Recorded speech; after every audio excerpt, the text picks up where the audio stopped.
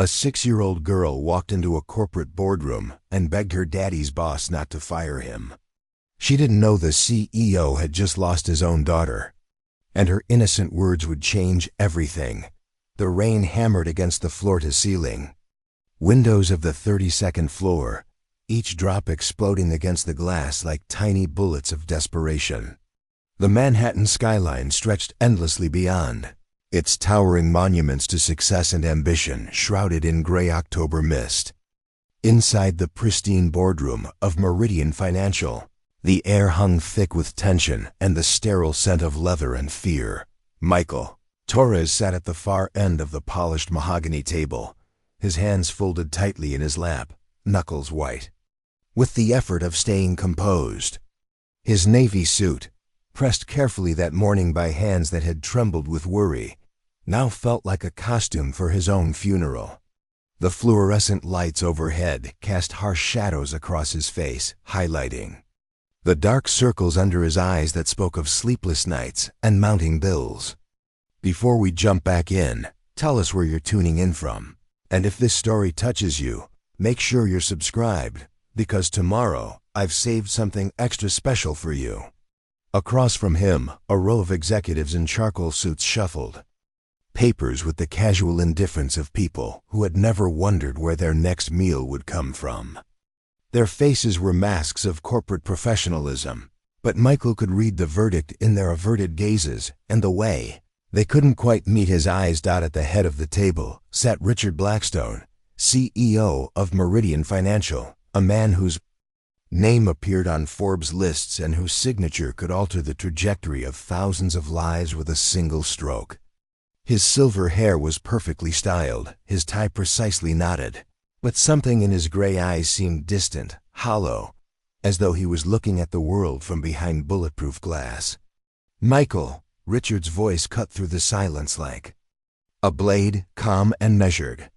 "We've reviewed the quarterly reports, the Henderson account, the Morrison deal." He paused, letting the weight of unspoken failures fill the space between them. "In today's market, we simply cannot afford the luxury of sentiment." Michael's throat felt like sandpaper. He thought of the small apartment in Queens, where his daughter Emma was probably doing homework at their second-hand kitchen table, trusting that Daddy would come home with good news like he always had before. He thought of his wife Maria's gentle smile that morning as she'd kissed him goodbye, whispering, "Everything will be fine, mi amor," even though they both knew their savings account had exactly $47 left. "Sir, I understand the numbers haven't been ideal, but if you could give me just one more quarter, the decision has been made." Richard's fingers drummed once against the table. "Human resources will handle the details. Security will escort you out within the hour."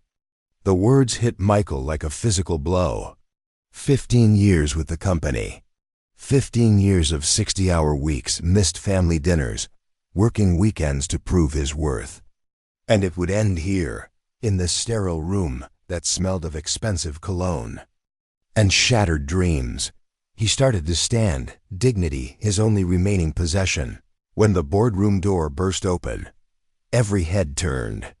The conversation stopped. The very air seemed to pause. A little girl stood in the doorway, her school uniform slightly rumpled, her backpack slipping off one small shoulder. Emma Torres, 6 years old, with her father's determined brown eyes and her mother's fierce spirit. Her dark hair was pulled back in pigtails secured with bright yellow ribbons that seemed impossibly cheerful against the room's corporate gray.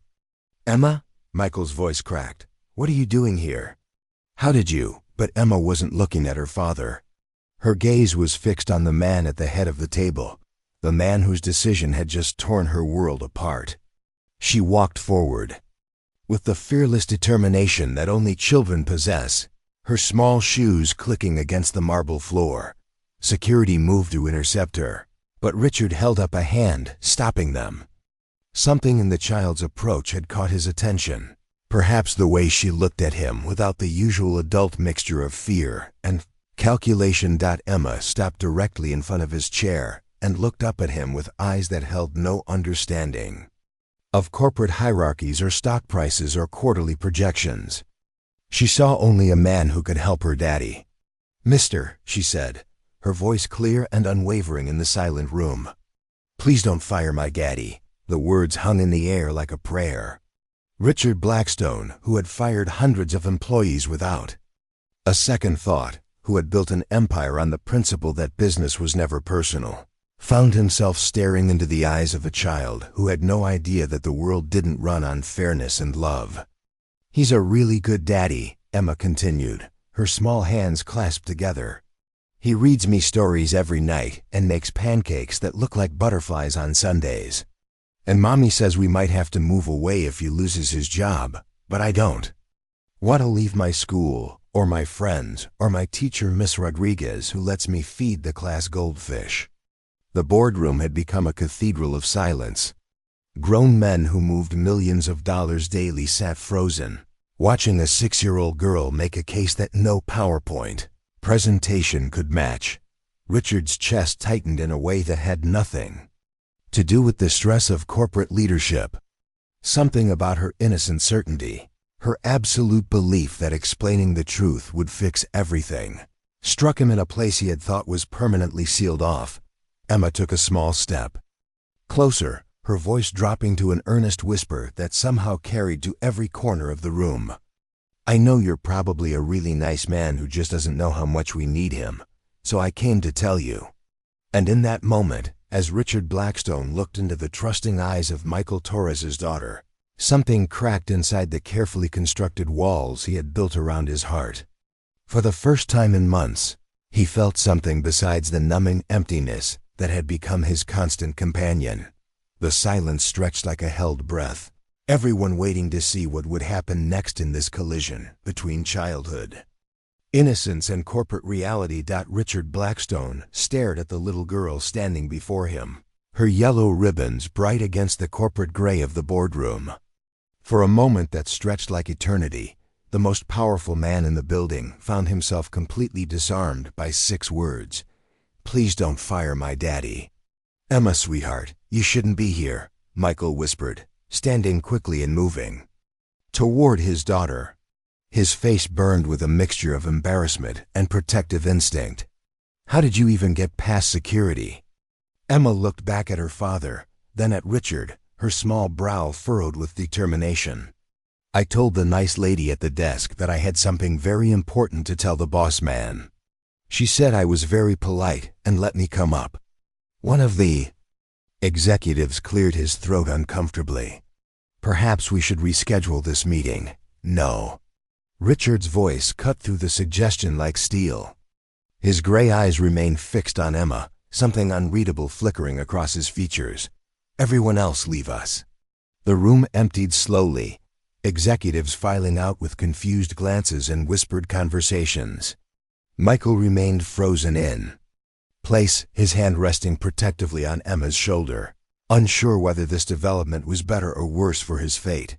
When the door clicked shut, leaving only the 3 of them in the vast boardroom, Richard stood slowly from his chair. He was tall, imposing, but as he looked down at Emma, his expression had shifted from corporate steel to something softer, more fragile. "What's your name?" he asked quietly. "Emma Maria Torres," she replied with the careful pronunciation her mother had taught her. "I'm 6¾ years old, and I'm in 1st grade at PS 152.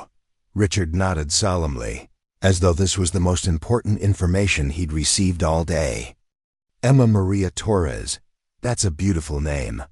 "Thank you," Emma said politely. "What's your name?"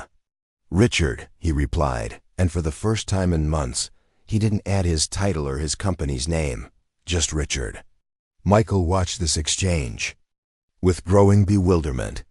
In 15 years at Meridian Financial, he had never seen Richard Blackstone speak to anyone with such gentleness, such careful attention. The man who commanded boardrooms with the efficiency of a general was kneeling down to speak to a 6-year-old at eye level. "Emma," Richard said softly, "why did you come here today?" "Because Daddy has been sad for weeks," she replied matter-of-factly. "He tries to hide it, but I can tell." And Mommy has been making lots of phone calls about money, and they think I don't understand, but I do. And this morning, Daddy looked scared when he left for work.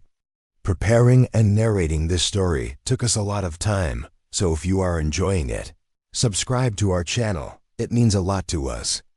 Now back to the story. Richard's throat tightened. The child's simple honesty cut through every corporate defense he had ever built. How did you know where to find him? I remembered the address from when he brought me here for Take Your Child. To Workday last year, I took the subway after school. Daddy taught me how to read the map. You took the subway alone? Michael's voice cracked with horror and pride in equal measure. Emma nodded seriously. I know all the rules. Don't talk to strangers, stay in crowded cars, keep my MetroCard safe. She looked back at Richard. But you're not a stranger anymore. Because I know your name is Richard. Something broke inside Richard's chest. A dam he had built from grief and guilt, and the terrible weight of responsibility. His hands trembled slightly as he looked at this brave little girl who had crossed a city to save her father's job. Emma, he said, his voice barely above a whisper. I had a little girl once. Her name was Sophie. The words hung in the air like a confession. Michael had never heard Richard speak of his family, had never seen a single personal photograph in his office. The man's private life was as mysterious as his public life was documented. Where is she now? Emma asked with the direct curiosity of childhood. Richard closed his eyes for a moment, and when he opened them, they were bright with unshed tears. She went to heaven 3 months ago. She was 7 years old. The silence in the room was profound, broken only by the rain still hammering against the windows. Michael felt his anger at being fired dissolve into something deeper, more complex. The man who had just destroyed his livelihood was carrying a grief so vast it seemed to fill the entire boardroom. I'm sorry, Emma said simply, and then did. Something that no board member, no executive, no business partner had dared to do in months. She stepped forward and wrapped her small arms around Richard's neck in a fierce, innocent hug. Richard's composure shattered completely. He buried his face in his hands and wept not the controlled tears of a grieving executive, but the raw, broken sobs of a father who had lost everything that mattered. Emma patted his shoulder gently, the way her father had comforted her after nightmares. It's okay to be sad, she whispered. Daddy says crying helps the hurt come out so love can come back in.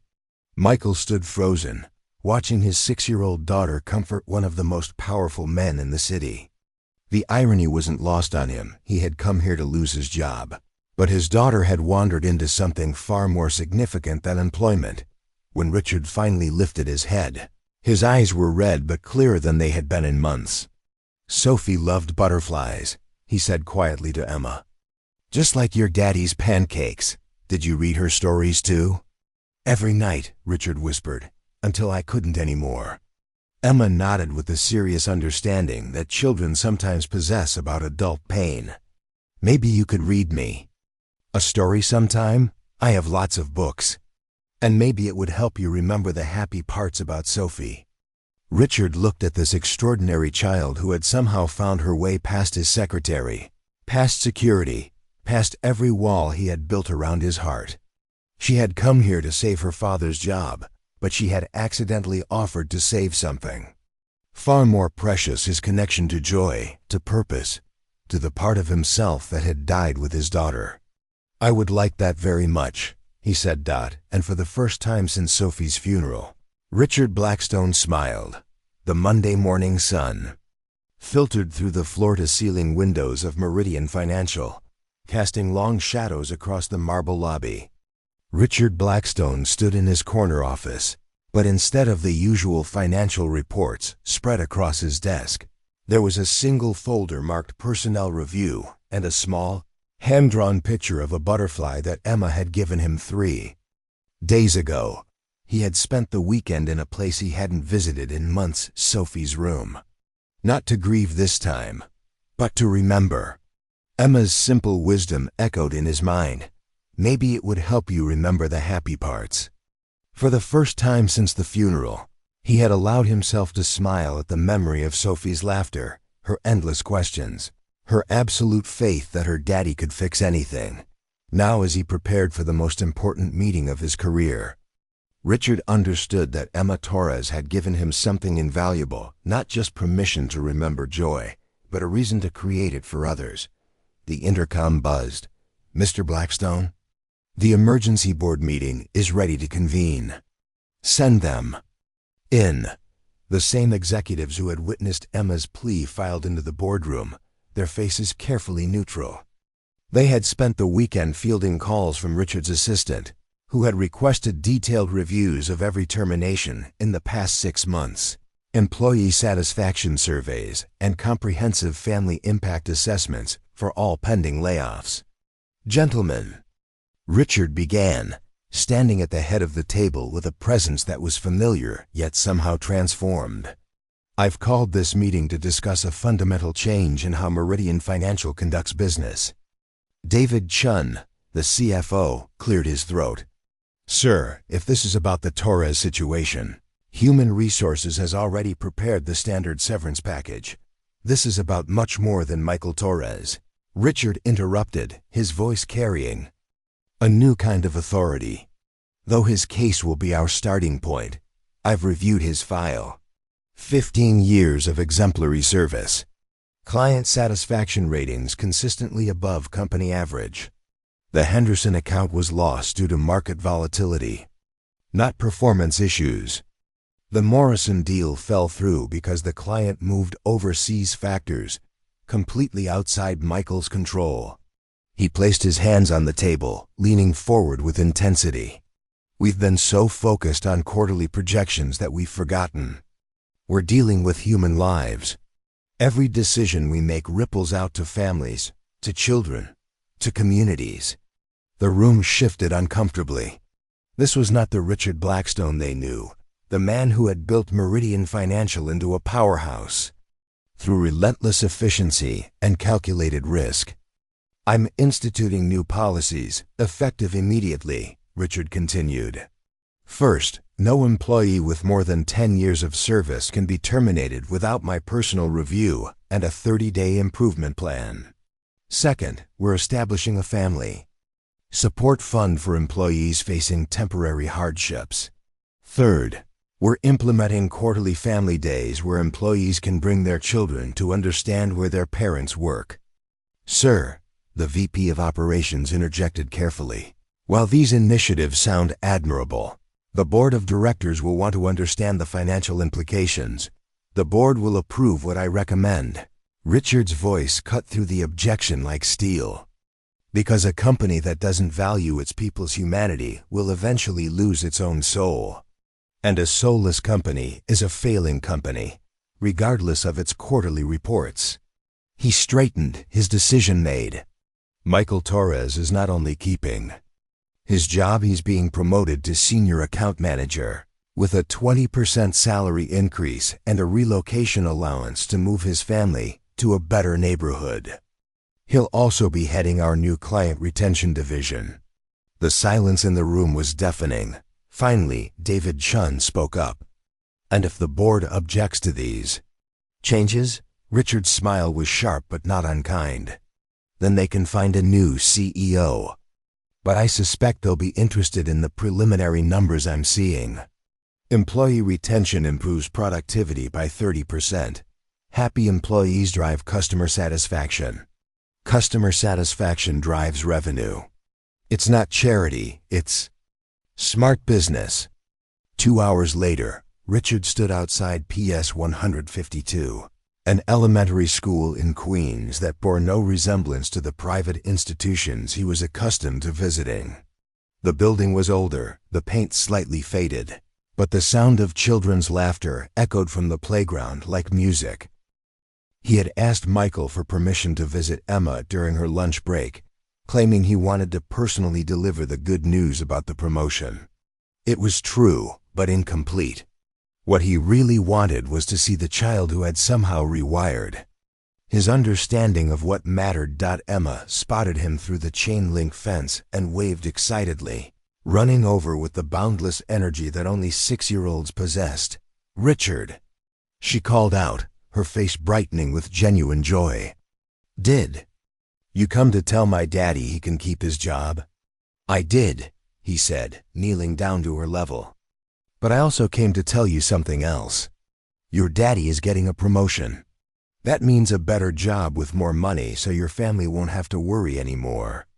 Emma's eyes widened, and then she did something that stopped Richard's heart. She started crying, not tears of sadness but of pure relief.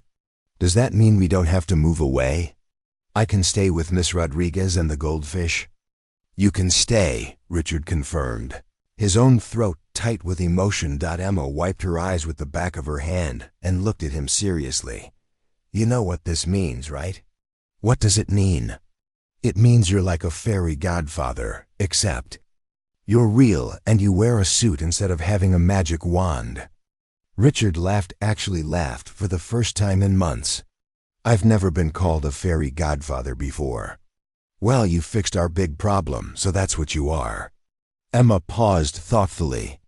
"Do you want to come have dinner at our house sometime? Mommy makes the best arroz con palo, and I can show you my butterfly book. I think Sophie would want you to keep learning about butterflies." The casual way Emma spoke about his daughter, with acceptance rather than pity, with inclusion rather than avoidance, nearly undid him. "I would love that very much." "Good," Emma said decisively, "because fairy godfathers should know their families." As Richard drove back to Manhattan that afternoon, Emma's words echoed in his mind. Their families. Somehow, without ceremony or official declaration, this extraordinary little girl had claimed him as family. And for the first time since Sophie's death, the word family didn't feel like a wound, it felt like a promise. That evening, he sat in his penthouse apartment, but instead of staring at the city lights in solitary grief, he was reading Sophie's favorite bedtime story aloud to an empty room. Tomorrow he would ask Emma if she would like to hear it. And for the first time in 3 months, Richard Blackstone fell asleep without the weight of regret crushing his chest. Instead, he dreamed of butterfly pancakes and yellow ribbons and the sound of a little girl calling him family. 6 months later, the aroma of vanilla and cinnamon filled the bright kitchen of the Torres family's new apartment in Brooklyn Heights. Sunlight streamed through large windows that overlooked the East River, where boats drifted like peaceful thoughts across the water. The apartment was warm, lived in, filled with the comfortable chaos of a family that had learned to breathe again. Richard Blackstone stood at the stove, wearing an apron that read, "World's Okayest Cook," a gift from Emma that had made him laugh until his sides hurt. His sleeves were rolled up, his tie abandoned hours ago, and there was flour in his silver hair. In his hands he held a spatula, carefully flipping pancakes shaped like butterflies. "The wings are a little lopsided," he called over his shoulder. To Emma, who sat at the kitchen table with her homework spread out like a small empire of worksheets and colored pencils. "That's okay, Uncle Richard," Emma replied without looking up from her math problems. "Real butterflies aren't perfect either. That's what makes them special, Uncle Richard." The title had evolved naturally over the months, from Richard to Mr. Richard to finally Uncle Richard, a designation that carried more weight and meaning than any corporate title he had ever held. He had become a fixture in their weekend mornings, their dinner table conversations, their bedtime story rituals. Michael emerged from the living room, where he had been reviewing presentations for his new client retention division, a department that had exceeded all expectations and was now being implemented company-wide. His promotion had transformed not just his family's financial situation, but his confidence, his sense of purpose. He was no longer the man who had sat in that boardroom expecting to lose everything. "Those smell incredible," Michael said, rapping his arms around his wife Maria, who was packing Emma's lunch for school. "Remember when we used to count pennies to afford pancake mix?" Maria smiled, leaning into her husband's embrace. "I remember everything," she said softly. "The good and the bad, it all led us here." Emma looked up from her homework with the serious expression she wore when dispensing important 6-year-old wisdom. Mommy says the hard times make the happy. Times feel extra special. Like how you can't see stars unless it's dark first. Richard flipped the last pancake and turned off the stove, his heart swelling with a warmth that had nothing to do with the kitchen's cozy temperature. Emma, where do you learn these things? From watching grown-ups, she replied matter-of-factly. You were very sad when I first met you, but now you smile all the time. Especially when you read me stories about Sophie's favorite things. The casual mention of his daughter's name no longer brought the sharp stab of pain it once had. Instead, it brought something softer, a bittersweet joy that allowed him to honor Sophie's memory while embracing new love. Emma had taught him that grief and happiness could coexist, that remembering one child didn't mean forgetting another. Speaking of stories, Richard said, placing a plate of butterfly pancakes in front of Emma, I have something for you. He reached into his briefcase and pulled out a leather-bound book with Emma's Adventure Stories, embossed in gold letters on the cover. I had this made for you. It's for all the stories we create together, the ones about brave little girls who save the day and fairy godfathers who learn about real magic. Emma's eyes went wide as she traced the letters of her name with her finger. Is this really mine? Really yours, Richard confirmed. The first story is already written inside. Emma opened the book carefully and began to read aloud in her clear, proud voice. Once upon a time, there was a little girl with yellow ribbons who walked into a big scary room full of important people. She wasn't scared because she knew the most important thing in the world, how much she loved her daddy. She looked up at Richard with shining eyes. You wrote this? We all wrote it, Richard said gently, just by living it. Maria wiped tears from her eyes as she watched the man who had once seemed so cold and unreachable sitting at their kitchen table, helping her daughter with pronunciation and laughing at her jokes. The transformation had been remarkable to witness, not just the external changes like Richard's regular presence at school events and family dinners, but the internal ones. The way his shoulders had relaxed, the way his smiles reached his eyes, the way he had learned to receive love as easily as he gave it. Uncle Richard, Emma said suddenly, looking up from her book, do you think Sophie knows about our family? Richard paused, his throat tight with emotion, but his voice was steady when he answered, I think she does. And I think she's happy that her daddy found people to love who love him back. Emma nodded solemnly, then brightened. Maybe when I see her in heaven someday, we can be friends. I'll tell her all about the butterfly pancakes and the bedtime stories and how her daddy became the best uncle in the whole world. The kitchen fell silent except for the gentle hum of morning life coffee brewing, traffic humming outside, the distant sound of children playing in the courtyard below. Richard looked around the table at these people who had become his anchor, his purpose, his reason for waking up each morning with hope instead of dread. Michael caught his eye and raised his coffee mug in a small toast. To second chances, he said quietly. To second chances, Richard agreed, raising his own mug. To fairy godfathers and butterfly pancakes, Emma added, giggling as she held up her glass of orange juice. To family, Maria said, her voice warm with contentment. However it finds us. Later that evening, after Emma had gone to bed with her new book clutched to her chest, Richard sat in the living room with Michael and Maria, watching the city lights twinkle across the river. The conversation was easy, comfortable, filled with the kind of peaceful silence that only comes when people truly belong together. You know, Michael said thoughtfully, sometimes I think about that day in the boardroom. How different everything could have been if Emma hadn't decided to be brave. Richard smiled, remembering the fierce little girl who had walked into his world of profit margins and corporate strategies, and reminded him that none of it mattered without love. She saved more than your job that day, he said quietly. She saved me. And as the night settled around them like a warm blanket, Richard understood that Emma had been right all along. He wasn't just a fairy godfather, he was family. Not because of blood or obligation, but because of choice. Because sometimes the most powerful magic in the world is simply showing up for people and letting them show up for you. In the quiet apartment in Brooklyn Heights, 3 adults and 1 sleeping child had created something beautiful from the ashes of loss and fear. A chosen family built on second chances, butterfly pancakes, and the revolutionary idea that love always finds a way. Up next, you've got 2 more standout stories right on your screen. If this one hit the mark, you won't want to pass these up. Just click and check them out. And don't forget to subscribe and turn on the notification bell so you don't miss any upload from us.